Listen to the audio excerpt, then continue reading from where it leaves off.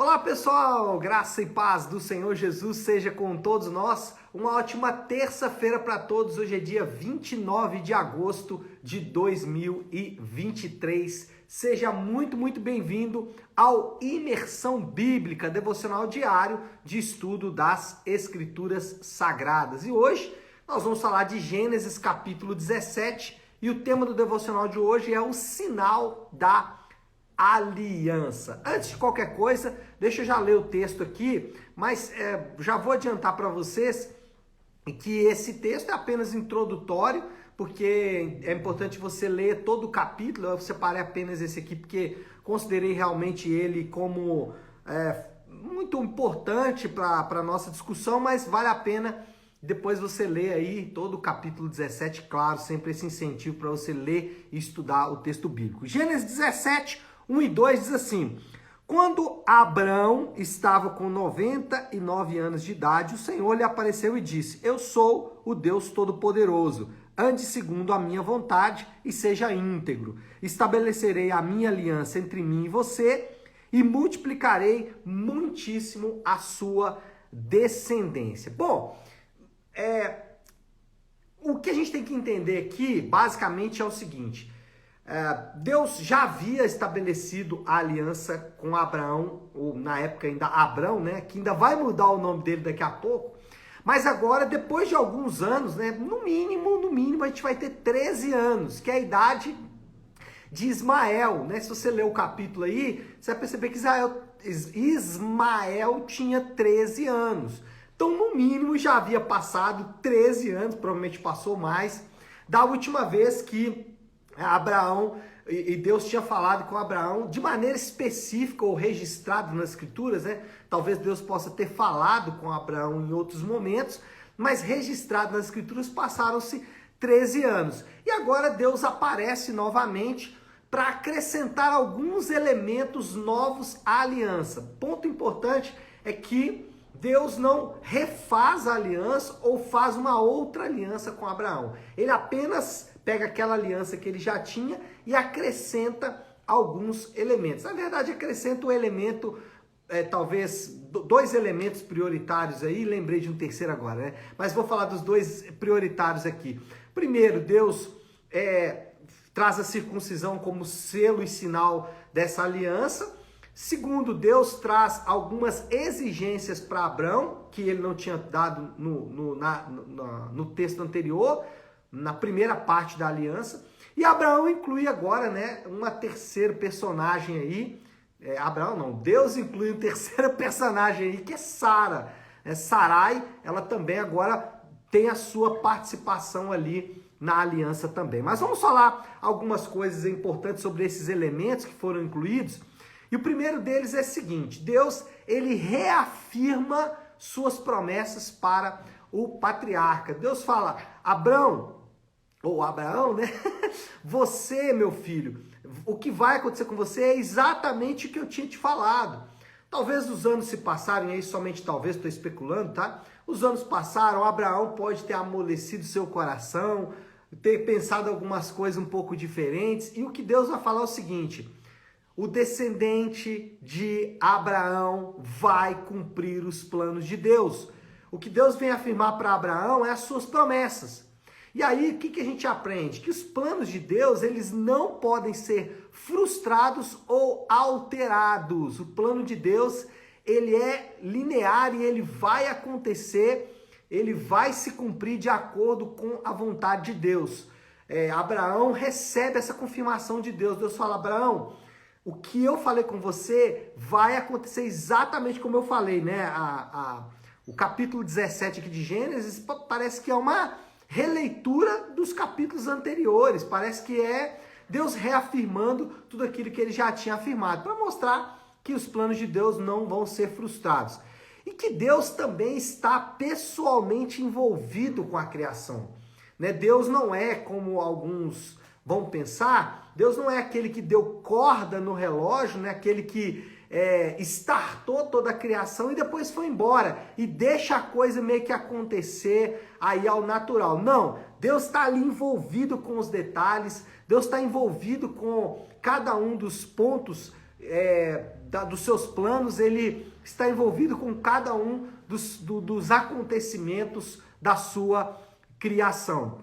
E outro ponto importante quando Deus reafirma as suas promessas a Abraão é que Jesus, ele é o verdadeiro descendente de Abraão. Então, quando a gente vê que essas promessas, a gente não deve olhar necessariamente para o descendente imediato de Abraão, ainda que a gente pode olhar Isaac, o descendente imediato de Abraão. Mas a gente deve olhar ainda mais à frente, o descendente final ou descendente definitivo de Abraão, que é exatamente o Senhor Jesus. Agora, ironicamente, o descendente de Abraão é exatamente aquele que está prometendo um descendente para Abraão.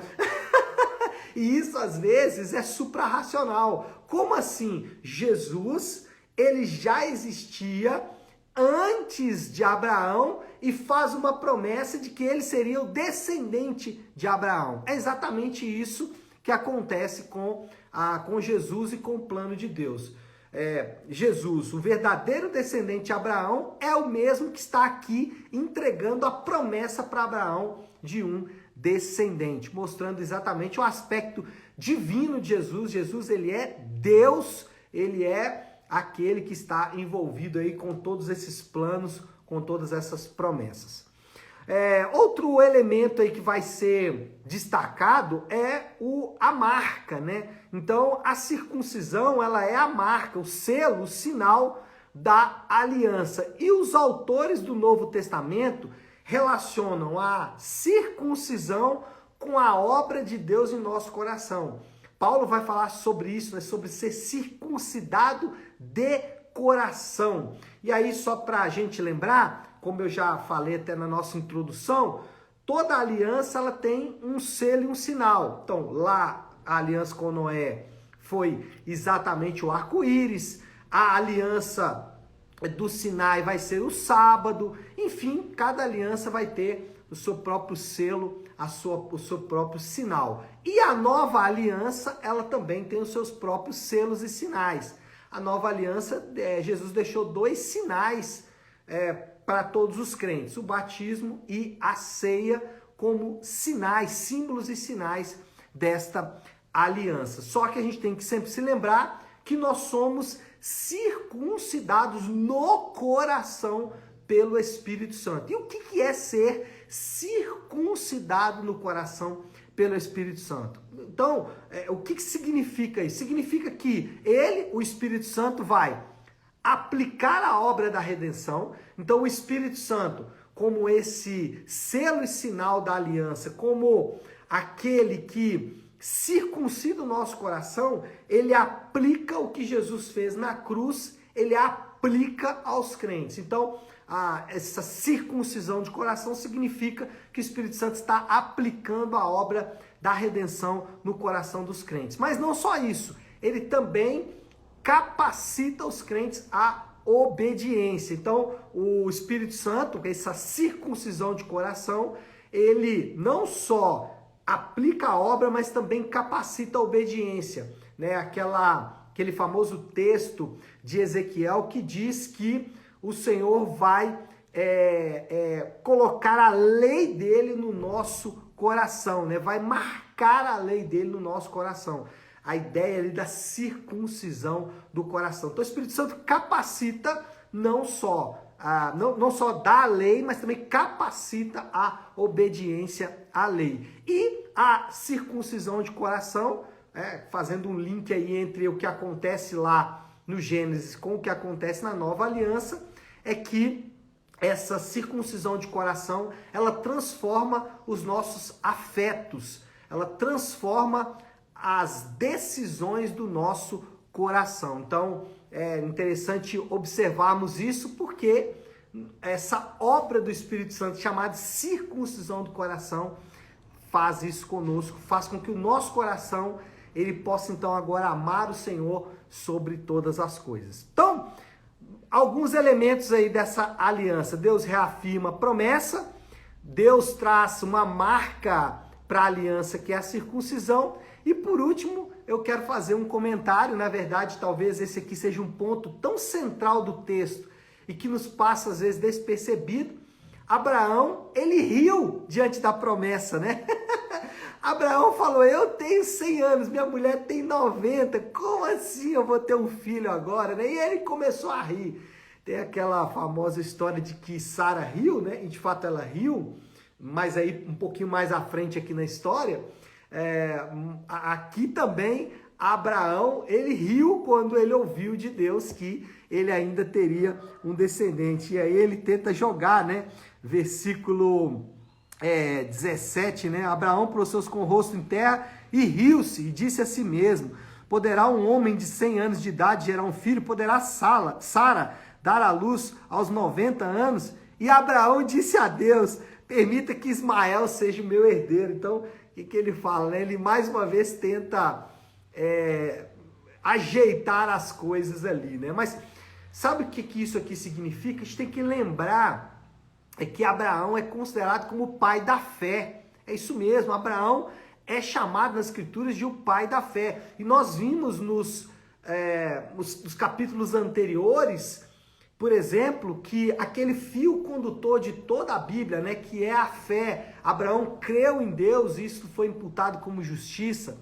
Ontem também a gente vai ver ali a tentativa, né, de Sara e Agar tentar fazer a promessa acontecer por vontade própria. E aqui o que a gente vai ter? Exatamente o ensino que é tão valioso, que a qualidade da fé não é tão importante quanto o objeto da fé. Mesmo Abraão fazendo isso, rindo diante da promessa dada pelo próprio Deus, não é a qualidade da fé de Abraão que vai fazer a diferença. E isso é muito importante porque às vezes nós nos apegamos a isso. A gente fala assim, não, o que vai fazer diferença é a qualidade da minha fé. Se a minha fé for boa, né? Aquela história de uma fé justa ou uma fé operosa, diversas expressões usadas aí para fé. Mas grosseiramente falando, aquela história, né, de fé na fé. Tenho falado sobre isso aí nos nossos últimos devocionais, é o chamado fideísmo. Eu confio na minha fé, eu confio na minha confiança em Deus e não no próprio Deus. E aqui está mostrando exatamente que a qualidade da fé não é tão importante quanto o objeto da fé. E só lembrando que a fé, ela tem um conteúdo específico, ela tem um conjunto de verdades a serem cridas. E que conjunto de verdades é esse que nós devemos crer? Nós devemos crer no relato bíblico e bíblico somente sobre o nascimento virginal de Jesus, suas obras e palavras, a sua morte na cruz por pecadores, a sua ressurreição ao terceiro dia e especialmente a sua volta gloriosa com corpo glorificado, a sua volta a essa terra. Então, isso é o conteúdo específico da fé. E esse é algo que você precisa crer. E aí, volto a dizer, por que isso é algo a crer? Porque aqui está o objeto da fé que o crente deve crer. Então, a qualidade da fé não é tão importante quanto o objeto da fé. A gente já tem falado isso e hoje é um exemplo disso.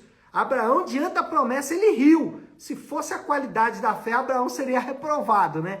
Mas não era. Era o Deus que Abraão estava crendo. Ele era o foco da narrativa ali. Bom, vamos já passar para a conclusão. E qual é a moral da história que a gente pode resumir de tudo isso aí que a gente acabou de falar? Os crentes, eles são chamados a cumprir os termos da aliança. Porque Abraão aqui, ele foi chamado agora a cumprir parte dos termos. Lembra que a primeira parte da aliança, ela era totalmente incondicional, mas agora Abraão vai ter que fazer algo, que é exatamente a circuncisão. E os crentes também são chamados a cumprir parte, os termos deles, né, que está reservado a eles na aliança. Lembrando sempre, tá? Não como maneira de alcançar a bênção de Deus, a graça de Deus, não, mas exatamente por essa graça. E quais são as coisas que o crente deve fazer como sua parte ali na aliança? Fé e arrependimento. As duas coisas que ele deve fazer. São as exigências da nova aliança. Lá na aliança de Deus com Abraão, ele faz uma exigência, circuncisão. Na nova aliança também existem exigências, que são, na verdade, dois lados da mesma moeda, né? Fé e arrependimento. E aí, qual é o desafio nosso aí? Qual é a aplicação final que a gente pode fazer de tudo isso aí que a gente viu nessa manhã? Acho que a aplicação que penso eu que seria saudável é lembrarmos de constantemente confiar no Senhor, né? Nós somos chamados a não confiar no Senhor hoje, amanhã e daqui um mês, mas sempre coloque a sua confiança no Senhor. E aí existe uma relação, né, entre confiar no Senhor e fé. Fé, em outras palavras, é deixar as suas confianças de lado e passar a confiar apenas no Deus vivo, apenas naquele que é revelado nas Escrituras Sagradas. Tá certo, meu povo? Bom, eu acho que é isso, né? Acho que a gente já pode orar. Se você puder aí, então, para o instante o que você está fazendo e vamos juntos buscar a Deus em oração, pedindo ao Senhor que nos dê graça, né? E que essa aliança seja avivada também no nosso coração.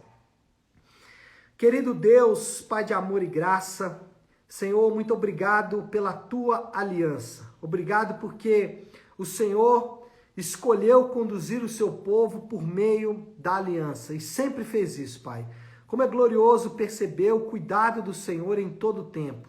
Como é, Senhor, confortante ver que o Senhor está conduzindo o seu povo através da sua aliança em todo o tempo. Sabemos, meu Deus, que por vezes nós somos tentados a abandonar a aliança, somos tentados, meu Pai, a conduzir a aliança de acordo com a nossa vontade, assim como Abraão, nós também rimos, às vezes, diante da aliança, então nos perdoa. Mas também, Pai, sabemos que não é a qualidade ou a quantidade da nossa fé que vai fazer a diferença, mas aquilo em que nós confiamos, ou aquele em que nós confiamos.